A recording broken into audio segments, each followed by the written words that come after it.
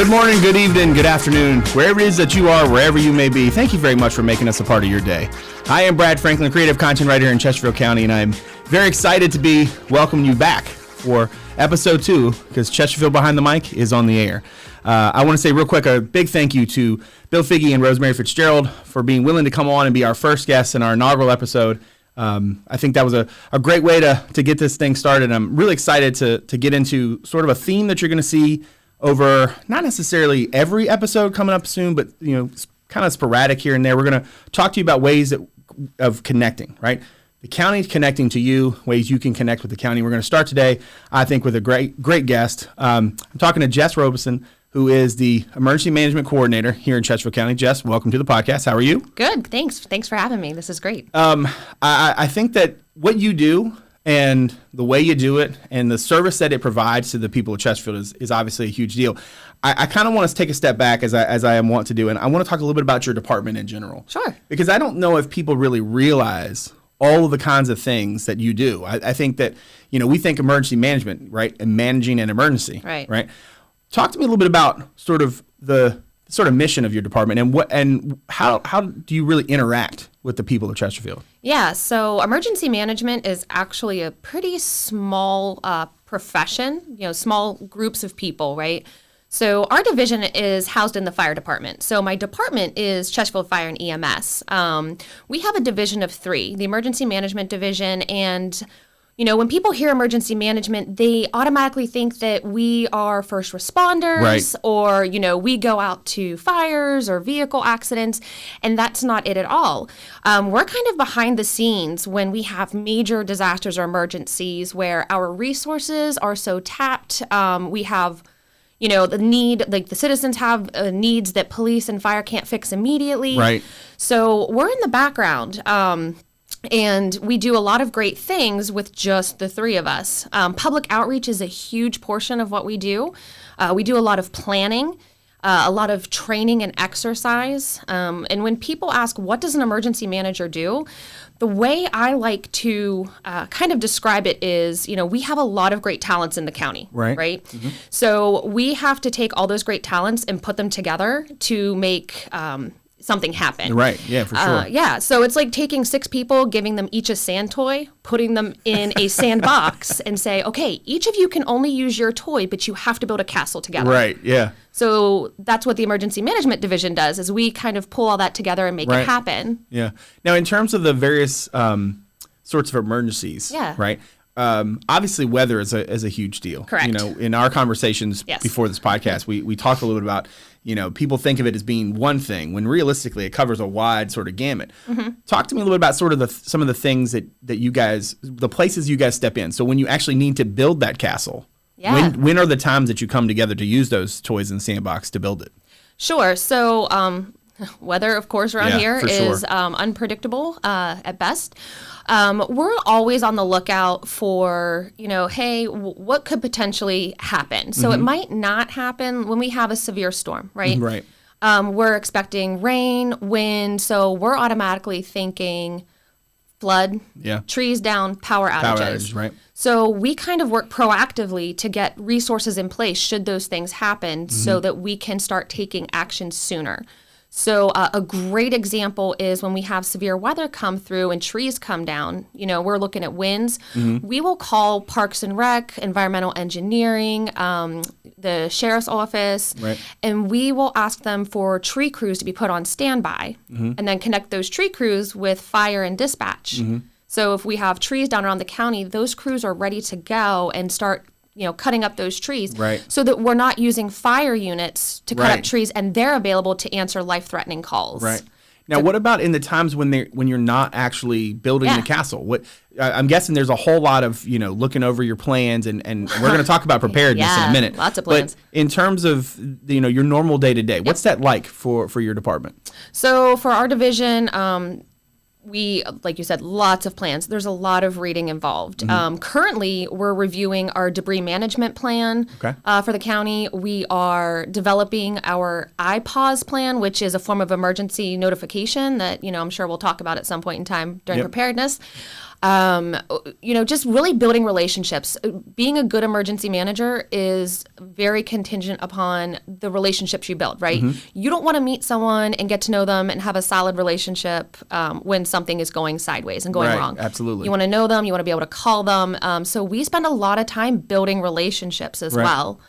Now, in talking to you also before we started recording, one of the interesting parts of it is that you haven't been doing this that long, but you have had already a lot of opportunities to sort of be in the sandcastle, right? And or be in the sandbox and build the sandcastle, so to speak. Sure. You have you've seen a lot in a very short amount of time between COVID and flooding and ice storms and stuff.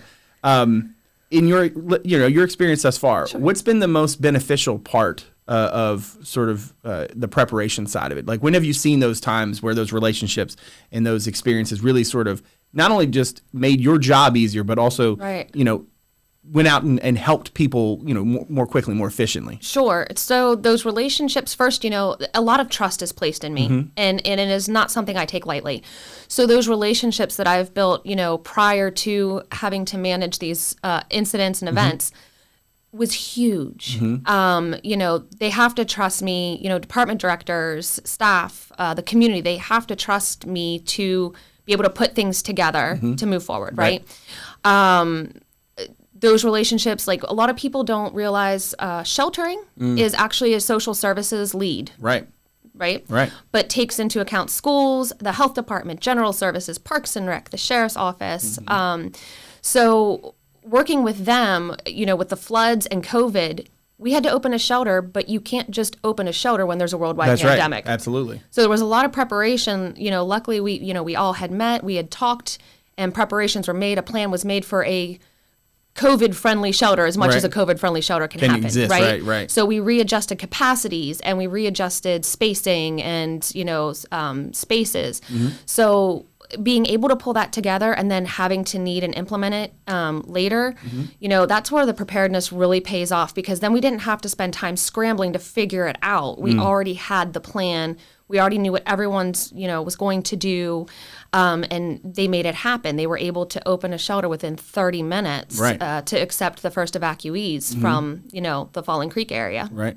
I think that's one of the things for, the general public, folks, regular citizens out there just living their lives, right?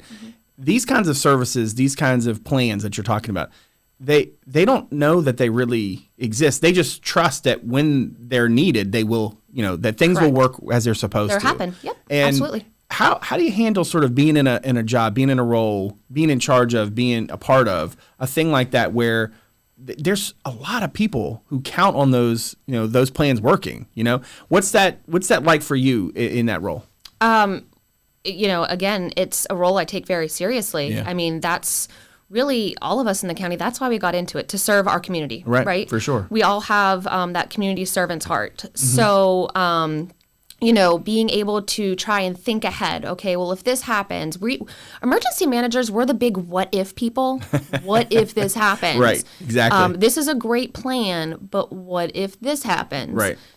So we spend a lot of time thinking of the what ifs, and what our family would need. Right. If something like that would happen. Point. Yeah. What, because we still have to plan for our family too. For sure. When an emergency happens, our time and our focus is dedicated to the community. So we spend a lot of time at home preparing our families. So we draw on that. What do we feel our family would need? So that's what we want to put in place for other people's families. For sure. Speaking of the what if, I like to think of myself as a little bit of a weather nerd. Yes. I have the radar scope app. I'm paying for the extra so I can see like when the lightning strikes and stuff like that. But when, for example, several weeks ago, month now, when the remnants of Hurricane Ida come through and you're looking at radar and preparing for something like that, it was a perfect time. In our office, we're putting together our e-newsletter and we're talking about like, hey, preparedness. This is the month. This is the time frame when the remnants of storms come through. For Preparedness Month, and obviously, that's a big part of what you guys do, and certainly in terms of the public, that's obviously a big piece, right? Understanding, what you need in the event of emergency.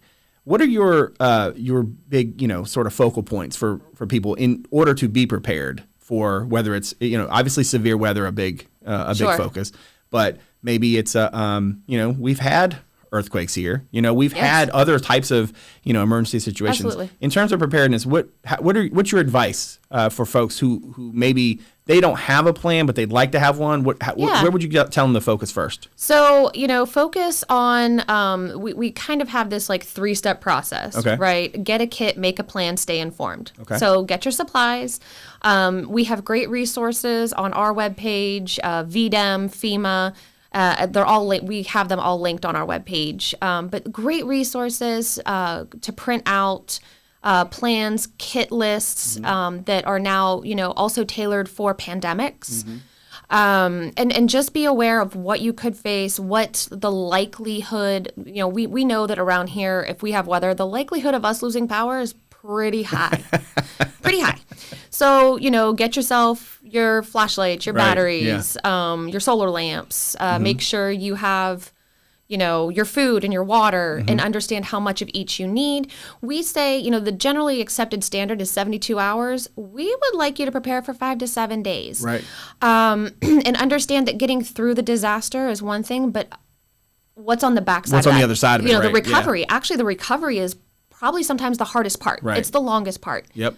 People don't think about the financial considerations after a disaster. Your homeowner's insurance or renter's insurance, what it covers, what it doesn't cover. What it doesn't cover, right. Do you have that emergency cash? Because if the power goes out, guess what doesn't work? Yeah. That's right. ATMs. Credit cards. Yep, that's right. Low and low denominations of bills. Yeah. If you go to buy something and, you go to buy ice and that gas station's out of change and you hand them a $20, you have a choice. Yeah, that's right. You might not get change back.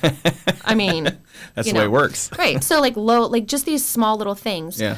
Stay informed. Know where you're going to get your information. Right. Always from trusted sources, right? So the county, social media and news sources, your local media. Try to avoid the pitfalls of falling into the rumor trap. So what you're saying is don't just go on Facebook and that's what they said is happening in the county. Yeah, maybe go to the county to see. Yeah, that would be that. Yeah. So because emergency management, we kind of, since we are the coordinators of disasters, right, a lot of the information passes through us, right. And one of our biggest responsibilities is to make sure everybody's working with the correct information, which right. sometimes is a challenge. And I know you guys in communications and media I know that Susan and Teresa, they work so hard to make sure that the information is right. out there that is accurate. Right. So, know where you're getting your information, get those emergency alerts, sign up for those emergency alerts. The weather service, they'll send out messages for weather warnings and whatnot. Right. Chesterfield Alert is what we have. We don't send out messages unless we need you to take action. Right. So we have that. It's you can sign up at chesterfieldalert.com and opt into that. But really, this whole community preparedness, everybody has a responsibility, right? That's very true. Everybody has a responsibility. Yeah. And if everybody is prepared, we're going to get back to normal a little quicker. Yeah, for sure. Yeah. For most folks, I would imagine that, we think preparedness, we think, all right, flashlights, batteries, canned food, water, that kind of thing. When you look through whether it's stuff you've actually worked on, maybe stuff you've researched, what are the biggest mistakes that people make in terms of their preparedness? Is it just simply not being prepared, or are there specific things that people think, hey, this is going to be a problem, and then that thing is just really not? What's your experience on that? I don't think it's that people don't want to be prepared or don't want to be bothered. I think they do the best they can. But I sometimes think they don't know all the information. Right. One thing we see a lot of when it comes to preparing for evacuations. Right. A lesson learned from Hurricane Katrina: people do not evacuate if there's nowhere for their pets to go. Interesting. That's a good point. People who have pets love their pets. Right. They're family members. I am a pet mama. Yeah. I have cats and dogs. Susan's over there right now thinking about Weitzman. Yes. I love them like I love my kids. I wouldn't be able to leave my pets behind. Right. So what plan do you have for your pets? Right. So, the small little considerations, animal services here in Chesterfield County, when we have to do any kind of sheltering, since pets aren't allowed in people shelters, right. Animal service is part of our mass care team and will accept those pets and take care of them while people are in human shelters. Right. We don't want people to get hurt or trapped or anything because they don't know what to do with their pets. Yeah. So I think it's just a lack of, just knowing what's out there. And we encourage anyone to call us and ask us questions about preparedness. We have a lot of great programs. Stephen Herring is our public outreach coordinator. Okay. We have financial preparedness for emergencies, household emergencies, business preparedness. We have a whole host of different, sets of resources that we can provide to the community. It's all free of charge, of course. Okay, obviously. And we love engaging. We always have tips and tricks that people are surprised about. Yeah. So, we want that engagement. We want people to know about us, reach out to us, Right. So we can engage with them. Yeah. Now, in terms of, you mentioned Chesterfield Alert. Yeah. What other kinds of, because one of the things I was thinking about as we were sort of prepping for this is I think a lot of people, so much of what we do now is sort of driven not just on, having electricity, but having actual internet connection. Yes. Right. And it sort of dawned on me that, my way of sort of keeping track of, the storm is, I mentioned that radar app, right? But what happens if, the tower near my house is down, the power's out, and everybody in my area is pinging the same tower, and that tower is struggling to keep up. You sort of have to be not just prepared in terms of having like a baseline, but you almost have to have tiers, right? Oh, yes. So we always like to have plans A through about J. One of the big things in emergency management is redundancy. Absolutely. Okay. Yeah. So if it's why I have multiple recordings going right now. And exactly. So if plan A fails, what's plan B? If plan B goes south, what's plan C? Weather radios, of course, we're in the age of technology, right, where we can control everything from our phone, right? From everything from your thermostat to your lights to an outdoor smoker. Right, yeah. Lay on your couch. Run your sprinkler. Yeah, exactly. But you got to think back, I'm going to say old school. Weather radios, 110%. Yeah, they work. They work. You need a weather radio. Right. You can power them, they have like 6-way power, battery, crank, and you can now plug things into them. Right. So they have actually gotten caught up with the times a little bit. Have gas in your vehicle. Right. Okay, especially severe weather and winter weather season, have gas in your vehicle. Right. You have gas in your vehicle, get a charger, a car charger. Yeah. You can sit in there and plug your phone in. Right? Yeah. The libraries, I cannot tell you all how amazing the libraries were during the winter ice storms. Interesting. This year in February. How so? So the ice storms just took out power everywhere. Right. And the second wave that came through, it was just especially cold. And we had residents in the southern end of the county that were extended outages for a week. So we worked with our libraries during these emergencies, after, we realized the power was not coming on too quickly. And they opened the libraries. Luckily, they had power. Oh, great. They opened the libraries as warming and charging stations where people could come to the library. They could get warm, they could charge their items and have someone to talk to, get information. Mm-hmm. And what was really cool about that is this organic kind of partnership between libraries and the social services assistance team and emergency management formed. So as residents would come in and express a need or ask about something, we could jump on it immediately. Absolutely. And help, figure that out, help them, problem solve or get what they needed. Right. So it was a really cool dynamic to see come together. But that's just another example of how different county departments jump in where you wouldn't likely think of them during emergency disaster. Who would think libraries would be a disaster, a huge disaster resource? Yeah, when you said that, I thought, that's interesting. But now it makes a lot of sense. That's really cool. Yeah. And I know Dr. Casey talks a lot about, the different parts of the county working together and that synergy. And I know that for a lot of people, synergy is like a buzzword, it's cliche. I'm not going to lie. It even makes me cringe. Right. But if you think about it, especially in sort of emergency situation, it's vital, right? Absolutely. you can't just have, your folks doing what you need to do. There are other parts of the county, other parts of the apparatus who sort of have to come together and make sure that all works as it's supposed to. Now we're just out of that. I guess we're just on the outskirts of hurricane-ish season, right? I mean, I know technically it goes a little bit longer, but usually speaking, peak season, yeah. So where we really hold our breath. What's the where you look at those maps of the tropics and you see some like little thing and you're like, oh, I don't like that. But what's next? Are you sort of, do you have your eye on winter already? What's next? Absolutely. So, we're still looking at hurricane season, and we will pretty much through December 31st. But winter weather, absolutely. The great thing, and I don't want to say the great thing about these incidents we've dealt with over the past year, right? But we've learned a lot, right? And we've done a lot of amazing things. So now, each time you go through an incident, you learn something new, you learn something different, and then you go, okay, yeah, that really worked, or that really didn't work. That really didn't work, yeah. And you fix it for next time. Right. So you just get better. And while we hope we don't have to pull any new tricks out of our bag, we like nice and stable. We'd never say the Q word. What's the Q word? Okay, we don't say the Q word. No, we don't say the Q word. After we record, I want you to tell me what the Q word is, because I'm too interested. The Q word means it's not loud. It's the opposite of loud. Oh, you don't. Oh, we don't say that Q word. We never say the Q word. Okay, I'm with you now. Yes. There are not that many Q words, and you would have thought that I would have gotten that a lot sooner than I did. It's okay. It's fine. It had also occurred to me that, if you're just listening to this, you can't see my finger in my lip. That's right. So I had to think the folks quick. on YouTube, they got it. Yeah, no. The folks on the apps, they were like, what's happening? What's happening? What is that awkward silence?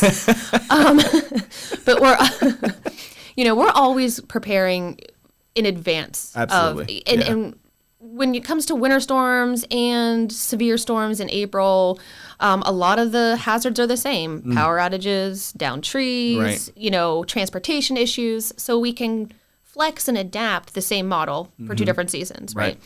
Winter weather, we are looking at the earthquake preparedness is next month. Okay. So the Great Shakeout will happen next month, which is like a statewide earthquake drill. We have a statewide tornado drill in the spring before severe weather season. So we're constantly looking ahead, and we fall into a routine. And I don't think residents really realize there actually is kind of like a schedule for disasters that we look at around here.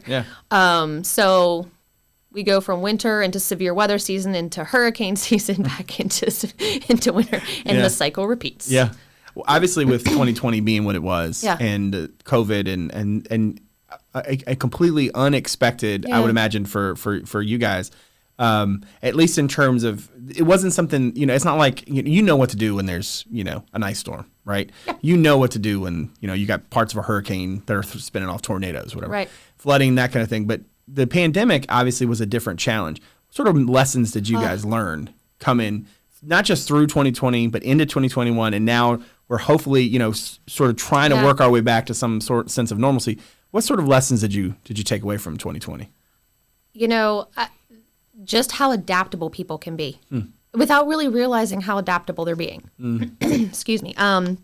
One of the biggest things when we started the whole COVID response, and, we had a virtual emergency operations center, that was big change number one. Normally, emergency operations centers where all of us get together in one space to work together. It's the collaborative area, and, well, in a pandemic, that's not a good idea. Not really an option, right? Not an option. Yeah. That's a really bad idea. So it was the first time ever we went with a virtual EOC for an incident, and it was the first time some people used Microsoft Teams. It was the first time I used Microsoft Teams. I'm like, okay, so we're going to do this. And again, this kind of goes back to the whole trust thing, which, I appreciate everybody in the county that went, okay, we're going to put our faith in this girl. But, when I got on that first EOC conference call, because we would have a conference call at first every day, and I said, okay, look, here's how we're going to roll. Here's how we're going to operate this. But, with this Teams and this virtual environment, I want you to make it what you need it to be. We do not have a strict template here. We are as firm as Play-Doh. and not the philosopher, for the record. No, like the stuff that gets all over your carpet when you have kids, and it smells funny. So, a lot of flexibility and adaptability, where, in public safety, I don't know if you know of ICS or incident command systems, where it's that hierarchy of leadership, which is absolutely has a place. Right. Okay. For sure. But we are also learning that you don't have to be rigid to be effective. You can think on the fly. You can make adjustments as you go. If you start going down a path and it's like, oh, that's not going to work, we can back it up. Right. Another feature of our Emergency Operations Center when it's active is we always have a call center open for residents. And we publish a number, and residents can call us, so they're not calling the 911 center, right? Absolutely, right. For questions that we can absolutely answer. And we're like, oh, well, a lot of people are going to have questions because this is kind of new. Right. Yeah, absolutely. And IST, we worked with IST and county staff, and we established the first virtual call center. Cool. Yeah, and that call center was replicated for social services during the ice storm. So, these new ways of doing things to accomplish the same goal. And, everyone was awesome at just kind of going with it and being very like, okay, we can do this. Right. That positive, like, we got this. We're going to work together and we're going to get through this. So, and I really think, all in all, it really brought a lot of us, I think, closer together. I mean, I know, like, don't get me wrong, I don't miss the everyday EOC calls. I don't miss the weekly EOC calls, but I miss talking to a lot of people that I talk to every single day. Yeah. We were all in it together. That's right. So, like, I'll pick up the phone and be like, hi, I miss you. Still here. So. Yeah. Let's not have to do that again. Yeah. Don't want to do that again, but I miss you. That's great. Well, last thing for you, Jess, with, obviously, Preparedness Month is obviously a big focus. Yeah. We talked a little bit about sort of what's coming and that kind of thing. What would you say to folks like today? What's the best thing they can do, to sort of help themselves in any sort of emergency, whether we're talking pandemic, whether we're talking severe weather, earthquakes, whatever. What's the best thing that folks can do today? I would say gather as much information as you can about planning, about what you need. And this is huge because right now, this last week, as we're taping, I know when this airs, it's going to be after. But the last week of Preparedness Month, we really focused on children, right? And as a parent, you don't want to scare your kids, obviously, but include them in the preparedness. Absolutely. My favorite trick when we had our first hurricane that was coming up the pike, we're like, Yeah. What I did was I printed out the preparedness checklist, like the supply kit checklist from VDAM. Right. I handed each of my kids a copy. I said, all right, it's scavenger hunt time. I said, go through the house, and I encourage this every single year. That's a great idea. Scavenger hunt time. Go through the house, check off what we have so we know what we need. That's really cool. And it kind of made it, a little more relaxing. Talk to them about what to expect, what they need to do, especially kids who may be, who may come home from school before their parents do. True. Kids are important. And just really reach out to us. We would love to hear from you. Email, you can call. We will bring a presentation to you. We can do it virtual. We can do it in person. We just really, really, really want to ensure that the residents know that we are here to help support them and help, get them to think through whatever, they need help with to prepare for really anything, and not just weather. We focus a lot on weather. Right, obviously. But, there's man-made issues that we are, constantly planning for as well. So, cool. We're here. Awesome. Well, Jess Robison from Emergency Management, thank you very much for giving us some time today. This was so exciting, guys.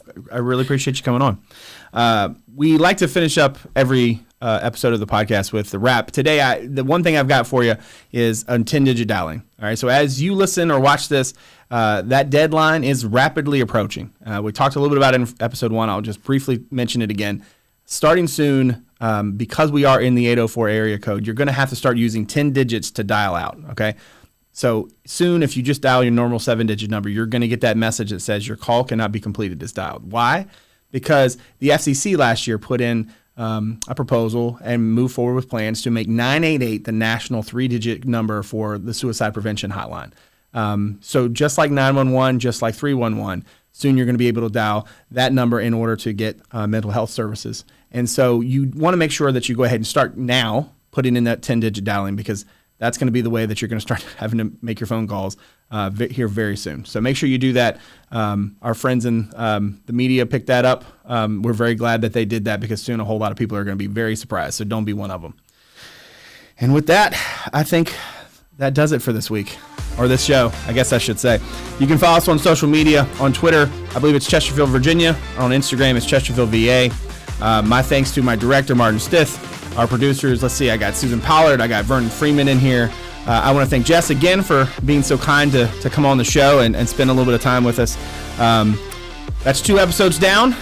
They haven't canceled me yet, so that's a good sign so far.